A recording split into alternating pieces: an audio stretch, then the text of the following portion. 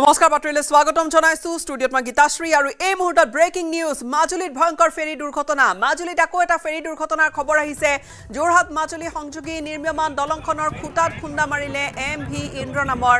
এই জাহাজখনে আৰু অফলামুহ ঘাটৰ পৰা পুৱা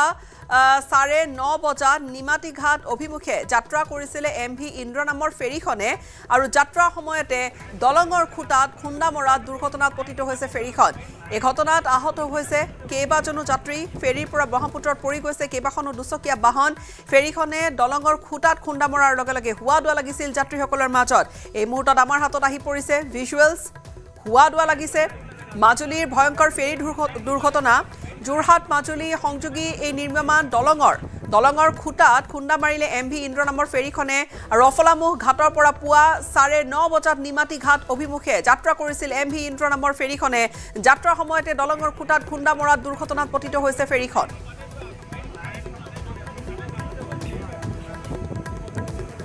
কেইবাখনো বাহন পৰি গৈছে কেইবাগৰাকী লোক আঘাতপ্ৰাপ্ত হৈছে এখন ফেৰী আৰু ফেৰীখন MV ইন্দ্ৰ এই ফেৰীখন যাত্ৰা কৰাৰ সময়ছোৱাতে যিখন নতুনকৈ দলং নিৰ্মাণ কৰি থকা হৈছে মাজুলী যোৰহাট সংযোগী দলংখন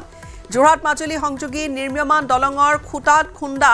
MV ইন্দ্ৰৰ আৰু অফলামুহ ঘাটৰ পৰা পুৱা 9:30 বজাত নিমাটি ঘাট অভিমুখে যাত্ৰা কৰিছিল MV ইন্দ্ৰ নামৰ ফেৰীখনে এটা দুটা খুটাত খুন্দি আছে তাৰ মাজতো বহুত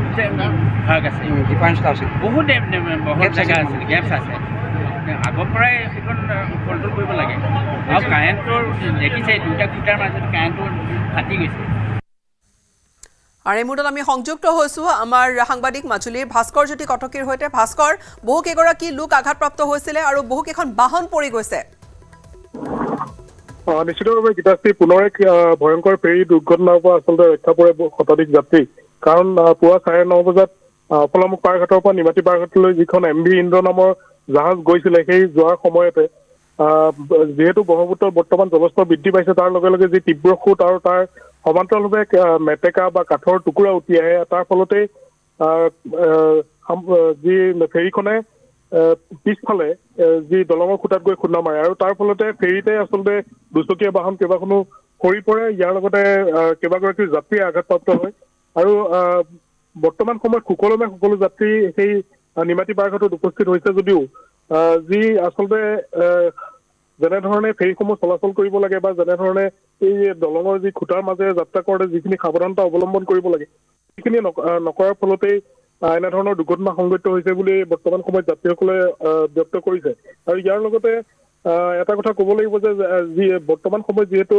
জলপৃষ্ঠ বৃদ্ধি পাইছে আৰু